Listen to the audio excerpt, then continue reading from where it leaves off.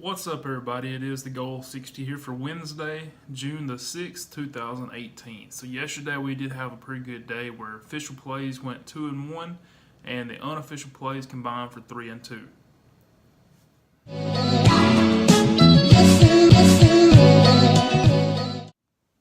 So to recap, yesterday we had the first official play we had was Atlanta on a B bet left over from Monday. Now on Monday they came up real short and turned around yesterday and followed that up with a dominant win, winning the game 14-1. So that was a good win for us, a good win for a B bet, and just the way that they came out and played from start to finish.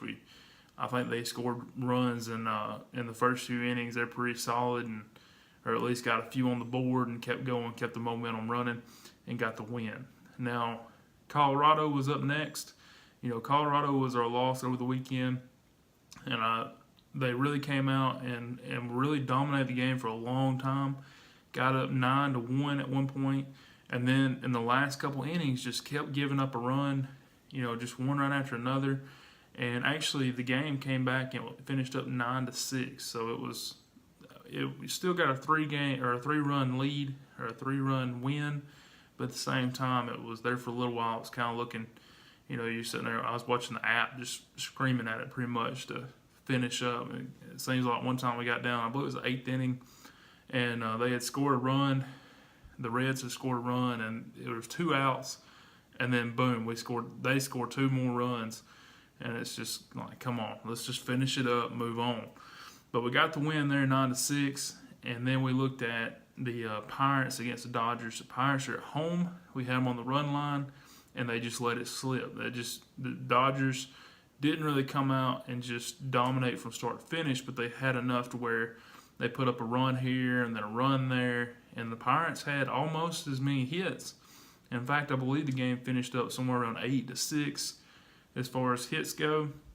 But the game actually, the runs, the Dodgers win the game 5-0. So just because we got the hits, it didn't lead to any runs scored for us. Hopefully they can do that today. They can keep that going, still make contact with the ball, but then get people around the bases.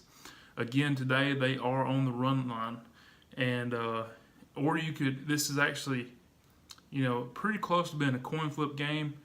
Either way you go with this, I wouldn't blame you. I went the conservative route and paid the price as far as taking the run line. Today it was -163. I felt like that wasn't too far out of the way to get that extra run and a half. But like I said, I've seen it to where it's, the Dodgers maybe -108, -109, and the Pirates -102, 101, stuff like that. So if you are seeing those prices and you feel comfortable enough taking that as a coin flip, I definitely don't blame you on that. That is pretty much a heads-up game. It can go either way as far as the odds makers look at it. So that's one of those where if you decide to take the value, go for it. Don't let it hold you back. I just went with a conservative route. To me, there's a big difference between 150 range all the way up to 160, 165, stuff like that, and 180. And I know it may sound crazy because we're talking 15-cent difference there, but at the same time, that means a lot. And this is definitely on the top end of where I would feel comfortable with this situation, but I went with it. So with that said, that is all the official plays for today. Now I'll get into the unofficial plays. Now, before I get into the unofficial plays, talking about one of the unofficial plays was the doubleheader game, which was the White Sox and Minnesota. I actually yesterday in the video had failed to mention that the White Sox were a potential revenge play. And actually in the video I talked about how the Twins would be a system play on the RPI system if the right price came out. It didn't. They were a little high. They were around -175, 170 range in that first game, so it didn't matter either way. But in the description of the video and on Twitter, when I posted the video, I made sure that I said, hey, this is the White Sox were a potential revenge play, but they're in the bottom 3 of the RPI. Therefore, it cancels out anything else. But I did go ahead with them on the doubleheader. And if you did so as well, you got a win yesterday. Because the Twins won the first game 4-2. We got the price on the White Sox, and it was somewhere around minus 130. I've seen it as low as minus 124, 125, all the way up to minus 135. So there's quite a bit of range there as far as what that price was heading into game 2. But either way, they got the outright win 6-3. So they jumped ahead, and I believe at one time they were up 6-1, let a couple runs score late in the game, but either way, they got the 3-run win. So that's everything for the White Sox and Minnesota doubleheader. As far as the other unofficial plays, we cashed on the potential revenge play on Kansas City. They did lose 1-0, but they were on the run line for the second day in a row. Therefore, they stay within 1 run, and they get the win. Also, the Diamondbacks won, I believe, 3-2. They were on a run line as well, so getting the outright win was big for them. And then we had teams like Boston, who got, I believe it was 6-0 over the Tigers. Chicago did lose.